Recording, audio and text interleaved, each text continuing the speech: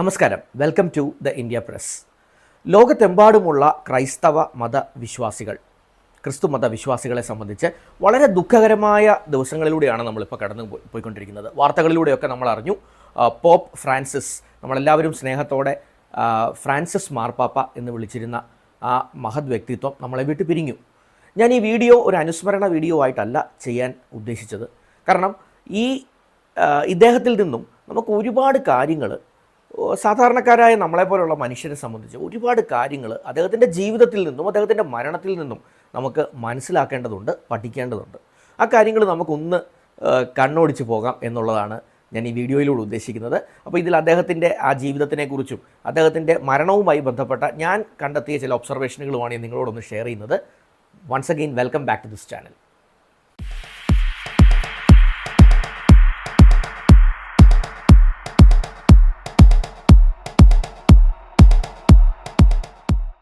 തുടക്കത്തിൽ ഞാൻ സൂചിപ്പിച്ചതുപോലെ തന്നെ ഫ്രാൻസിസ് മാർപ്പാപ്പ അദ്ദേഹത്തിൻ്റെ മാർപ്പാപ്പ എന്നുള്ള പൊസിഷൻ, പോപ്പ് എന്നുള്ള പൊസിഷനിലേക്ക് അദ്ദേഹം എത്തുന്നത് തന്നെ വളരെ വ്യത്യസ്തമായ, അല്പം വിചിത്രമായ രീതിയിൽ തന്നെയായിരുന്നു. 2013 ബെനഡിക്റ്റ് 16 അദ്ദേഹം സ്ഥാനത്യാഗം ചെയ്യുന്നൊരു സാഹചര്യമുണ്ടായി. അന്നത്തെ പോപ്പ്, കാരണം പോപ്പ് എന്നുള്ള സ്ഥാനത്തേക്ക് എത്തുന്നവർ വളരെ അപൂർവമായിട്ടാണ് ആരോഗ്യ പ്രശ്നങ്ങളുണ്ടായാലും സ്ഥാനം ത്യജിക്കാൻ തയ്യാറാവുക. ഏതായാലും ബെനഡിക്റ്റ് 16 മാർപ്പാപ്പ 2013 അദ്ദേഹത്തിന് ആരോഗ്യപരമായ കാരണങ്ങൾ കൊണ്ട് അദ്ദേഹം സ്ഥാനം ത്യജിക്കാൻ അദ്ദേഹം തീരുമാനമെടുക്കുകയും അങ്ങനെ ഒരു കോൺക്ലേവ് കൂടാൻ തീരുമാനിക്കുകയും ആ കോൺക്ലേവിൽ നിന്ന് അർജൻറ്റീനയിൽ നിന്നും വത്തിക്കാനിലെത്തിയ കോൺക്ലേവിലേക്ക് എത്തിയവരിൽ ഒരാളായിട്ടുള്ള ഫ്രാൻസിസ് മാർപ്പാപ്പയെ അന്ന് തിരഞ്ഞെടുക്കുകയുമാണ് ഉണ്ടായത്. അപ്പോൾ ഇതിനകത്ത് ഏറ്റവും വിചിത്രമായ കാര്യം എന്താണെന്ന് ചോദിച്ചു കഴിഞ്ഞാൽ, ഒരു ലാറ്റിൻ അമേരിക്കക്കാരനായ വ്യക്തി മാർപ്പാപ്പയായി, പോപ്പായി മാറും എന്ന് ആരും പ്രതീക്ഷിച്ചില്ല. ഒരു യൂറോപ്യൻ തന്നെ ആയിരിക്കും എന്നുള്ളതാണ് എല്ലാവരും കരുതിയത്. പക്ഷേ ഒരു ലാറ്റിൻ അമേരിക്കക്കാരനാണ് ആ നിയോഗം ഉണ്ടായത് എന്നുള്ളത് 2013 ഒരു വിചിത്രമായ കാര്യം. ഇനിയും കാലങ്ങൾ മുന്നോട്ടേക്ക് പോയി കഴിഞ്ഞാൽ 1930കളിൽ രണ്ടാം ലോകമഹായുദ്ധത്തിൻ്റെ അവസാന കാലഘട്ടത്തിലാണ്, അല്ലെങ്കിൽ രണ്ടാം ലോകമഹായുദ്ധം അവസാനിച്ചതിൻ്റെ ഏതാനും അതിനുശേഷമുള്ള 4-5 വർഷങ്ങൾക്കുള്ളിലാണ് ഈ ഫ്രാൻസിസ് മാർപ്പാപ്പയുടെ ജനനം തന്നെ അർജൻറ്റീനയിൽ. അവരുടെ കുടുംബത്തെക്കുറിച്ച് പറഞ്ഞാൽ അവർ വർഷങ്ങൾക്ക് മുമ്പ് തന്നെ ഇറ്റലിയിൽ നിന്നും ഈ യുദ്ധ സാഹചര്യത്തിൽ അവർ പലായനം ചെയ്തിട്ട് അർജൻറ്റീനയിലെത്തിയ ഒരു കുടുംബവുമാണ്. അപ്പോൾ അവരെ സംബന്ധിച്ച് യുദ്ധത്തിൻ്റെ ആ ഒരു ഭീഷണികളും അത് ലോകത്തിൻ്റെ മുന്നിൽ വരുത്തി തീർക്കുന്ന വലിയ ദുരന്തങ്ങളുമൊക്കെ കണ്ട ഒരു ഫാമിലി. അപ്പോൾ ആ കുടുംബത്തെ സംബന്ധിച്ച് അദ്ദേഹത്തിൻ്റെ ചെറുപ്പകാലത്തിൽ തന്നെ അദ്ദേഹത്തിൻ്റെ മാതാവിൽ നിന്നുമൊക്കെ യുദ്ധത്തിൻ്റെ കെടുതികളെക്കുറിച്ചുമൊക്കെ അദ്ദേഹം നല്ല രീതിയിൽ മനസ്സിലാക്കിയിരുന്നു. അല്ലെ, അദ്ദേഹത്തിൻ്റെ ബാല്യത്തിനെ ആ യുദ്ധത്തിലൂടെ ഉണ്ടായ പലായനവും ഒരു നാട് കടന്ന് മറ്റൊരു നാട്ടിലേക്ക് ചെന്ന് അവിടെ സെറ്റിൽ ചെയ്യേണ്ട ഒരു സാഹചര്യവുമൊക്കെ അദ്ദേഹത്തിൻ്റെ മനസ്സിൽ മാതാപിതാക്കളിൽ നിന്നും അദ്ദേഹം മനസ്സിലാക്കി എന്നുള്ളത് ഒരു സത്യം തന്നെയാണ്. അതുകൊണ്ട് തന്നെ നമുക്കൊന്ന് ശ്രദ്ധിച്ചാൽ അറിയാം, അദ്ദേഹത്തിൻ്റെ നിലപാടുകളിലൊക്കെ അത്തരത്തിലുള്ള ഒരു സോഷ്യലിസ്റ്റ് ചിന്താഗതി, അല്ലെങ്കിൽ ഒരു സമത്വത്തിൻ്റെതായ ചിന്താഗതി, ക്രിസ്തു എന്തായിരുന്നോ പറഞ്ഞത് അതുമായി ബന്ധപ്പെട്ട ഒരു ചിന്താഗതി തന്നെ അദ്ദേഹത്തിൻ്റെ പെരുമാറ്റത്തിലും സംസാരത്തിലും അദ്ദേഹത്തിൻ്റെ ഇടപെടലുകളിലുമെല്ലാം ഉണ്ടായിരുന്നു എന്നുള്ളതാണ് സത്യം. ഇനി 2013 അദ്ദേഹം മാർപ്പാപ്പയായ ഒരു സാഹചര്യത്തിനെക്കുറിച്ച് നോക്കിയാൽ, അന്ന് മലയാള മനോരമയിൽ വന്നൊരു വാർത്ത എൻ്റെ മനസ്സിൽ ഇപ്പോഴും ഉണ്ട്. 2013 കാലഘട്ടത്തിൽ ബെനഡിക്റ്റ് 16 ശേഷം ഫ്രാൻസിസ് മാർപ്പാപ്പ സ്ഥാനാരോഹണം ചെയ്ത സമയത്ത് പാപ്പൽ കോൺക്ലേവ് കഴിഞ്ഞ ഉടൻ തന്നെ അദ്ദേഹം പറഞ്ഞ അദ്ദേഹത്തിനെക്കുറിച്ച് വന്ന ഒരു വാർത്ത അതിങ്ങനെയായിരുന്നു: അർജൻറ്റീനക്കാരനായ അദ്ദേഹം സ്വന്തം ഒരു ലഗേജുമായി, അല്ലെങ്കിൽ സ്വന്തം ഒരു ബാഗേജുമായിട്ടാണ് അദ്ദേഹം ഈ ഹോട്ടൽ റൂമിലേക്ക് വരികയും പോവുകയും ഒക്കെ ചെയ്യും. കാരണം ഈ പാപ്പൽ കോൺഫറൻസ് എന്ന് പറയുന്നത് രാവിലെ വരേണ്ടി വരും, ഉച്ച കഴിഞ്ഞ് തിരിച്ച് റൂമിലേക്ക് എല്ലാവരും പോകും, പിന്നെ രാത്രി വീണ്ടും വരും, പ്രാർത്ഥന കാര്യങ്ങൾ കാണും, വീണ്ടും മീറ്റിങ്ങുകൾ കാണും, ഇങ്ങനെ പല പല റൗണ്ടുകളിലായിട്ടാണ് ചർച്ചകൾ നടക്കുക. അപ്പോൾ ഇദ്ദേഹം ഓരോ തവണയും ഇദ്ദേഹത്തിൻ്റെ ഒരു ചെറിയ ബ്രീഫ് കേസുമായി ഇദ്ദേഹം റൂമിലേക്ക് പോകും, തിരിച്ചു വരും. അവസാനം ഇദ്ദേഹത്തിനെ പോപ്പായി തിരഞ്ഞെടുക്കുന്ന ഒരു സാഹചര്യമുണ്ടായി. ആ തിരഞ്ഞെടുപ്പ് നടന്ന ശേഷം വെള്ളപ്പുക വരുന്നു എന്ന് നമ്മൾ പറയുന്ന ആ സംഭവം. അപ്പോൾ ഈ വെള്ളപ്പുകയൊക്കെ കണ്ട് പോപ്പിനെ തിരഞ്ഞെടുക്കപ്പെട്ടു എന്നൊക്കെ അറിഞ്ഞ് കോൺക്ലേവ് പിരിഞ്ഞ് അതിനുശേഷം ഔദ്യോഗിക അറിയിപ്പ് വരണമല്ലോ. അതിനു മുമ്പ് തന്നെ ഈ മനുഷ്യൻ തൻ്റെ സ്വന്തം ലഗേജുമായി ആ ഒരു ബസ്സിൽ കയറി അദ്ദേഹം താമസിച്ച ഒരു മോട്ടലിൽ, അതായത് ഒരു ചെറിയ ഹോട്ടൽ പോലത്തെ സംവിധാനം, അവിടെ വന്ന് അദ്ദേഹം ഇറങ്ങുകയും അവിടുത്തെ റൂം അദ്ദേഹം വെക്കേറ്റ് ചെയ്യുകയും സ്വന്തം പോക്കറ്റിൽ നിന്ന് അദ്ദേഹം അതിൻ്റെ പണം സെറ്റിൽ ചെയ്യുകയും ചെയ്താണ് ഇറങ്ങുന്നത്. ഇതെല്ലാം കഴിഞ്ഞ് അന്ന് വൈകിട്ട് പത്രങ്ങളിലും മാധ്യമങ്ങളിലും കണ്ടാണ് ഈ മോട്ടൽ ഉടമ പോലും അറിയുന്നത് ഇവിടെ സ്റ്റേ ചെയ്തിരുന്നയാൾ അവസാനം പണം കൊടുത്ത് കൗണ്ടർ സെറ്റിൽ ചെയ്ത ആളാണ് നാളെ മാർപ്പാപ്പയായി അല്ലെങ്കിൽ ഇന്ന് ഓൾറെഡി മാർപ്പാപ്പയായി തിരഞ്ഞെടുക്കപ്പെട്ടിരിക്കുന്നത്, നാളെ സ്ഥാനാരോഹണ ചടങ്ങുകളൊക്കെ നടക്കാൻ പോകുന്നത്. സാധാരണ രീതിയിൽ ഒരു വ്യക്തി ഒരു പോപ്പിൻ്റെ പൊസിഷനിലേക്ക് ഉയർത്തപ്പെട്ട് കഴിഞ്ഞാൽ, ഒരു കർഡിനാൾ പോപ്പിൻ്റെ പൊസിഷനിലേക്ക് ഉയർത്തപ്പെട്ട് കഴിയുന്ന ആ നിമിഷം തന്നെ അദ്ദേഹത്തിൻ്റെ ഒരു ഓഫീസ് പ്രവർത്തനം ആരംഭിക്കും. പിന്നെ അദ്ദേഹം പോക്കറ്റിൽ നിന്ന് പണം എടുത്ത് കൊടുക്കേണ്ട കാര്യമൊന്നുമില്ല. അതിനെല്ലാം വേറെ ഒരു ഒരു ചിട്ട പ്രകാരമുള്ള സംവിധാനം ഉണ്ടാവും. പക്ഷേ നമ്മളുടെ ഫ്രാൻസിസ് പാപ്പയെ സംബന്ധിച്ച് അദ്ദേഹം അത്തരം കീഴ്വഴക്കങ്ങൾക്കൊന്നും നിന്നു കൊടുക്കുന്ന ഒരാളല്ലായിരുന്നു എന്നുള്ളതാണ് തുടക്കത്തിൽ തന്നെ അദ്ദേഹത്തിൻ്റെ ബിഗിനിങ് പോയിന്റിനെ കുറിച്ചാണ് ഞാൻ പറയുന്നത്. പോപ്പ് എന്നുള്ള നിലയിലുള്ള അദ്ദേഹത്തിൻ്റെ ബിഗിനിങ് പോയിന്റ്. അദ്ദേഹം ഒരു പ്രീസ്റ്റ് എന്നുള്ള നിലയിൽ അദ്ദേഹം 1969 അദ്ദേഹത്തിൻ്റെ ഓർഡിനേഷൻ നടക്കുന്നത്. അദ്ദേഹം ഒരു പുരോഹിതനായിട്ട് അദ്ദേഹം സ്ഥാനം ഏറ്റെടുക്കുന്നത്. പക്ഷേ അതിനുശേഷം എത്രയോ വർഷങ്ങൾ കഴിഞ്ഞാണ് 2013 69 2013 ചിന്തിച്ചാൽ വലിയ കാല അളവിൻ്റെ വ്യത്യാസമുണ്ട്. ആ 2013 അദ്ദേഹം ഇത്രയും വർഷം കഴിഞ്ഞിട്ടും അദ്ദേഹം ഒരു കർഡിനാലായി അദ്ദേഹം പോപ്പിൻ്റെ പൊസിഷനിലേക്ക് എത്തിയിട്ടും എത്ര ലാളിത്യത്തോടു കൂടിയാണ് അദ്ദേഹം ആ കാര്യം കൈകാര്യം ചെയ്തത് എന്നൊന്ന് ആലോചിച്ച് നോക്കാം. അത് തുടക്കമാണെന്ന് കരുതാം. ഇനി അവിടുന്ന് അങ്ങോട്ട് പിന്നെ അദ്ദേഹം വലിയ പോപ്പിന് വേണ്ടി അല്ലെങ്കിൽ മാർപ്പാപ്പയ്ക്ക് വേണ്ടി ഒരുക്കിയിരിക്കുന്ന വത്തിക്കാനിലെ വലിയ മണിസൗധങ്ങളിലാണ് സാധാരണ രീതിയിൽ ഒരു പോപ്പ് താമസിക്കുക. പക്ഷേ അദ്ദേഹം അതൊക്കെ ഒഴിവാക്കി സെൻറ്റ് പീറ്റേഴ്സ് ത്രോൺ എന്ന് പറയുന്ന വലിയ ഒരു സിംഹാസന സദൃശം എന്ന് പറയാൻ പറ്റില്ല, ഏറ്റവും വലിയ സിംഹാസനം തന്നെ ആണ് സാധാരണ പോപ്പിന് വേണ്ടി ഒരുക്കി വയ്ക്കുക. അത് അദ്ദേഹം ഒഴിവാക്കി ഒരു തടി കൊണ്ടുള്ള കസേരയിൽ തനിക്ക് ഇരിപ്പിടം മതി എന്ന് അദ്ദേഹം തീരുമാനമെടുക്കുകയും അദ്ദേഹത്തിൻ്റെ അവസാന കാലം വരെ അദ്ദേഹം അത് തന്നെയാണ് ഉപയോഗിച്ചിരുന്നതും എന്ന് ചരിത്രം സാക്ഷ്യപ്പെടുത്തുന്നുണ്ട്. ഇനി അതിനും മുകളിലായി ഈ വലിയ മണിമാളികയിൽ താമസിക്കാനായിട്ട് അർഹതയുള്ള പോപ്പ് എന്ന് പറഞ്ഞ പൊസിഷനിലേക്ക് ഉയർത്തപ്പെട്ട അദ്ദേഹത്തിൻ്റെ കാലയളവ് മുഴുവൻ തന്നെ അദ്ദേഹം ജീവിച്ചത് അവിടെയുള്ള വത്തിക്കാനിൽ തന്നെയുള്ള ഒരു 2 മുറി അപ്പാർട്ട്മെൻറ്റിലാണ് എന്നുള്ളതാണ്. ഇത് ഇദ്ദേഹത്തിൻ്റെ ജീവിത സാഹചര്യങ്ങൾ, ജീവിതശൈലികൾ നമ്മൾ കണ്ടതാണ്. ഒരു തവണ അദ്ദേഹം ഒരു വലിയ പാപ്പൽ മീറ്റിംഗ് അദ്ദേഹം എഴുന്നേറ്റ് നിന്ന് പ്രസംഗിക്കുകയാണ്. അപ്പോൾ അദ്ദേഹത്തിൻ്റെ ചെയർ അവിടെ, പോപ്പിൻ്റെ ചെയർ, വലിയ കസേര അവിടെ പുറകിൽ ഉണ്ട്. അതിലൊരു കുട്ടി വന്ന് ഓടിക്കയറി ഇരിക്കുകയും അദ്ദേഹം ആ കുട്ടിയെ സ്നേഹത്തോടെ തലോടുകയും. അപ്പോൾ ഇദ്ദേഹം എല്ലാത്തരം മാമൂലുകൾക്കും കാലാകാലങ്ങളായി പിന്തുടർന്ന ചില ചട്ടക്കൂടുകൾക്കും പുറത്തായിരുന്നു. അത് അദ്ദേഹത്തിൻ്റെ നിലപാടുകളിലും അദ്ദേഹം കാണിച്ചിട്ടുണ്ട്. അദ്ദേഹം മറ്റു പലർക്കും പല കാര്യങ്ങളിലും ക്ഷമ കൊടുത്തതിനെക്കുറിച്ചും ക്ഷമ ചോദിച്ചതും ഒക്കെ അദ്ദേഹത്തിൻ്റെ നിലപാടുകളിൽ വളരെ വ്യക്തമായി നമുക്കിത് മനസ്സിലാക്കാൻ പറ്റും. അപ്പം ഞാൻ പറഞ്ഞു വരുന്നത്, ഒന്നാമത് നമ്മൾ ഇദ്ദേഹത്തിൻ്റെ ജീവിതത്തിൽ നിന്നും പഠിക്കേണ്ട പാഠം, നമ്മളെപ്പോലെയുള്ള സാധാരണക്കാർ, നിങ്ങളെയും എന്നെയും പോലെയുള്ള സാധാരണക്കാർ പഠിക്കേണ്ട ഒന്നാമത്തെ പാഠം, അതായത് 200 കോടി മനുഷ്യരുടെ മനസ്സിലെ ആശയങ്ങളെ നിയന്ത്രിക്കുന്ന മറ്റൊരു നേതാവ് ഒരുപക്ഷെ ഉണ്ടാകില്ല. അമേരിക്കയുടെ പ്രസിഡന്റ് അമേരിക്കക്കാർക്കിടയിൽ മാത്രമേ അദ്ദേഹത്തിന് സ്വാധീനമുള്ളൂ. ഇന്ത്യയുടെ പ്രധാനമന്ത്രിക്കോ മറ്റേതെങ്കിലും റഷ്യയുടെ പ്രസിഡന്റിനോ അതത് രാജ്യങ്ങളിലുള്ളവരുടെ മുകളിലുള്ള സ്വാധീനമുണ്ടാവും. പക്ഷേ എല്ലാ രാജ്യങ്ങളിലും വ്യാപിച്ചു കിടക്കുന്ന വിശ്വാസികളുടെ മേൽ, അതും വിശ്വാസപരമായ കാര്യമായതുകൊണ്ട് ഈ സ്വാധീനത്തിന് ഒന്നുകൂടി ബലമുണ്ടാവും. അത്രയും ബലമുള്ള 200-250 കോടി ആൾക്കാരുടെ മനസ്സിൽ നേരിട്ടുള്ള സ്വാധീനം, അവരുടെ ആധ്യാത്മിക ആചാര്യൻ എന്നുള്ള ഒരു പൊസിഷൻ മറ്റ് മതങ്ങൾക്കൊന്നും അത് അവകാശപ്പെടാൻ ഒരുപക്ഷെ പറ്റില്ല. ഇപ്പോൾ ഇസ്ലാം മതത്തിൽ ഒരുപാട് മതപണ്ഡിതരുണ്ട്, അതുകൊണ്ട് തന്നെ അതിൽ ഒരാളാണ് അൾട്ടിമേറ്റ് എന്ന് നമുക്ക് പറയാൻ പറ്റില്ല. ഈ ഹിന്ദു മതത്തിലാണെങ്കിലും ഒരുപാട് സന്യാസിമാരും ഒരുപാട് മഠങ്ങളും ഒക്കെ ഉണ്ട്. അപ്പോൾ ഒരിക്കലും ഒരാൾക്ക് അതിൻ്റെ അൾട്ടിമേറ്റ് എന്ന് പറയാൻ പറ്റില്ല. മറ്റ് പല മതങ്ങൾക്കും ഒരുപക്ഷെ ദലൈലാമ പോലെയുള്ളവർക്കൊക്കെ ബുദ്ധമതത്തിൻ്റെ ഒരു പരമാധികാരമുണ്ടെങ്കിലും അവർ വളരെ ചെറിയ സമൂഹങ്ങളാണ്. അപ്പോൾ ഞാൻ പറഞ്ഞു വരുന്നത്, ഇത്രയും 250 കോടി ജനങ്ങളെ, 800 കോടിയുള്ള അല്ലെങ്കിൽ 750 കോടിയിൽ 250 കോടിയുടെയും ആധ്യാത്മിക ആചാര്യൻ എന്നുള്ള പൊസിഷനിൽ ഇരിക്കുന്ന ആളെക്കുറിച്ചാണ് നമ്മൾ ഇതുവരെ സംസാരിച്ചുകൊണ്ടിരിക്കുന്നത്.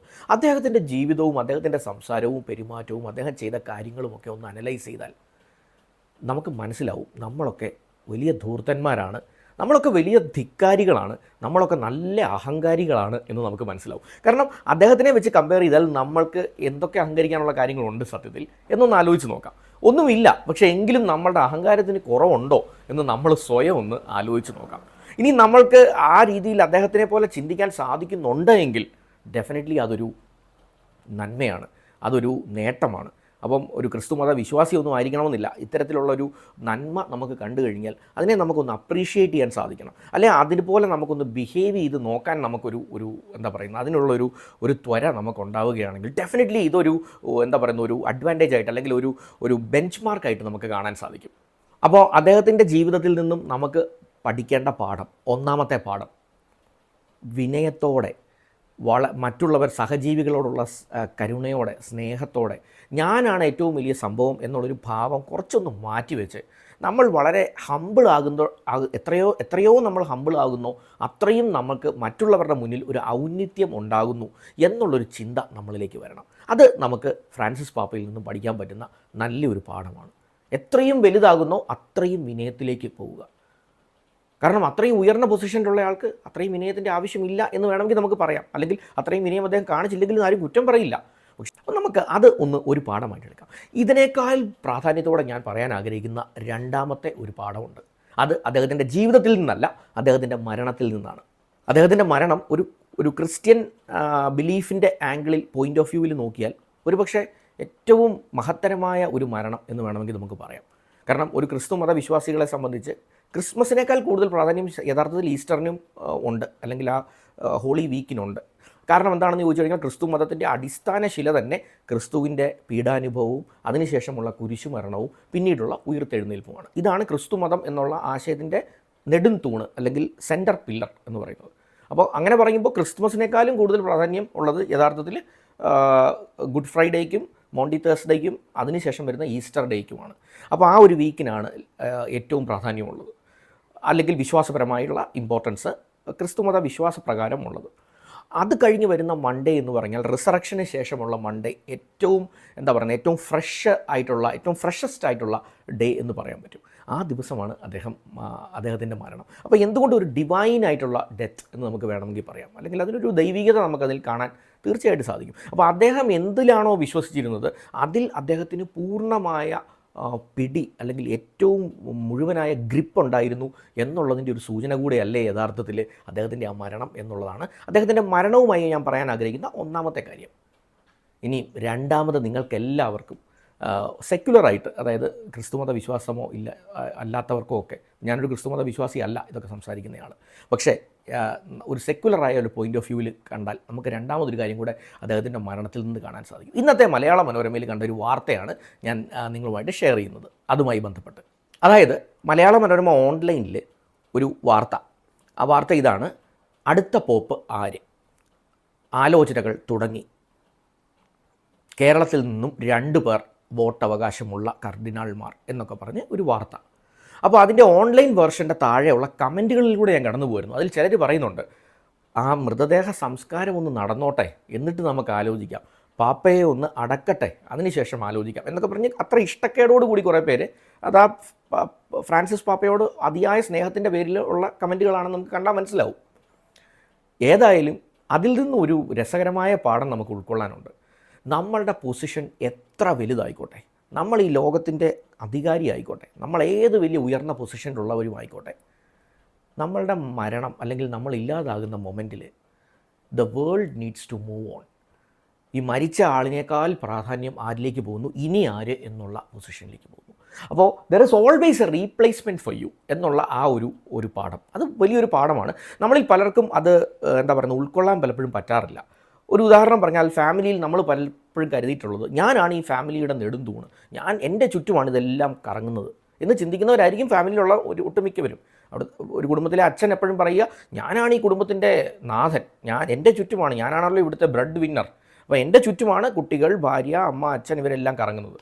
ഈ ഭാര്യ കരുതുന്നതും അങ്ങനെ തന്നെ ആയിരിക്കും. ഭാര്യ കരുതുന്നത് എന്താണെന്നറിയോ, ഞാനാണ് ഈ വീട്ടമ്മ. അപ്പോൾ ഈ വീട്ടമ്മയ്ക്ക് ചുറ്റുമാണ് ഈ കാര്യങ്ങളെല്ലാം.